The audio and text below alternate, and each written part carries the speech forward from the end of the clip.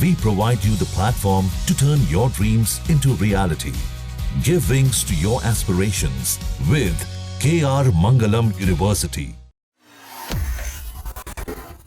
Yemen की jail में जिंदगी और मौत के बीच जूझ रही केरल की नर्स निमिषा प्रिया के केस में अब बड़ा अपडेट सामने आ गया है। एक बार फिर ये मामला सुप्रीम कोर्ट की दहलीज पर पहुंच गया और आज इस मामले में सुप्रीम कोर्ट में बड़ी सुनवाई हुई, जहां पर कोर्ट ने बड़ी टिप्पणी जारी की है और इसी के साथ ही उस टिप्पणी को निमिषा प्रिया के लिए राहत के तौर पर भी देखा जा सकता है। तो इस केस के अंदर सुप्रीम कोर्ट ने क्या कुछ कहा है और किसने इस मामले में अब याचिका दायर की थी और क्या निमिषा प्रिया की फांसी को हमेशा के लिए टाला जा सकता है, इन सभी सवालों के जवाब जानेंगे हमारी इस रिपोर्ट में। लेकिन उससे पहले अगर अभी तक आपने दैनिक जागरण को सब्सक्राइब नहीं किया है तो फटाफट खबरों को देखने के लिए आप दैनिक जागरण को जल्दी से सब्सक्राइब कीजिए और इसी के साथ ही आप इसे शेयर करना ना भूलें।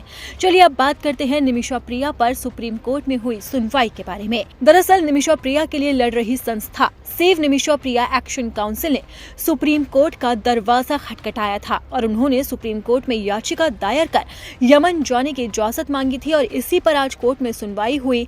कोर्ट ने साफ तौर पर इस संस्था से कह दिया है कि आप सरकार को यमन जाने के लिए ज्ञापन दे सकते हैं। यमन की जेल में बंद भारतीय नर्स निमिषा प्रिया को फांसी से बचाने के लिए दाखिल याचिका पर सुप्रीम कोर्ट ने ये बड़ी टिप्पणी की है। याचिकाकर्ता सेव निमिषा प्रिया एक्शन काउंसिल नाम की संस्था ने कोर्ट से यमन जाने की इजाजत मांगी थी और इसी के साथ ही कहा था कि वो मृतक यानी कि तलाल के घर वालों से बातचीत करना चाहते हैं और इसके लिए उन्हें इजाजत दी जाए।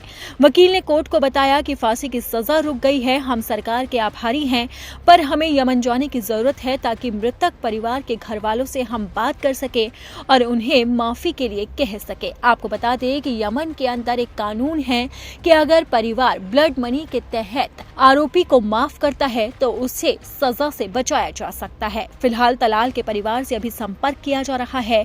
पहले खबरें आई थी कि तलाल के परिवार को 8 करोड़ रुपए की ब्लड मनी की पेशकश भी की गई थी, लेकिन परिवार इससे इनकार कर रहा है। इसी बीच ग्रैंड मुफ्ती की एंट्री भी हुई थी और उन्होंने यमन के धर्मगुरुओं से बात कर तलाल के परिवार से संपर्क साधा था, जिसके बाद 15 जुलाई को वो खुशखबरी सामने आई थी जिसने निमिषा प्रिया के परिवार को थोड़ी राहत जरूर दी थी और 16 जुलाई को होने वाली फांसी को टाल दिया गया था। लेकिन संकट अभी भी बरकरार है।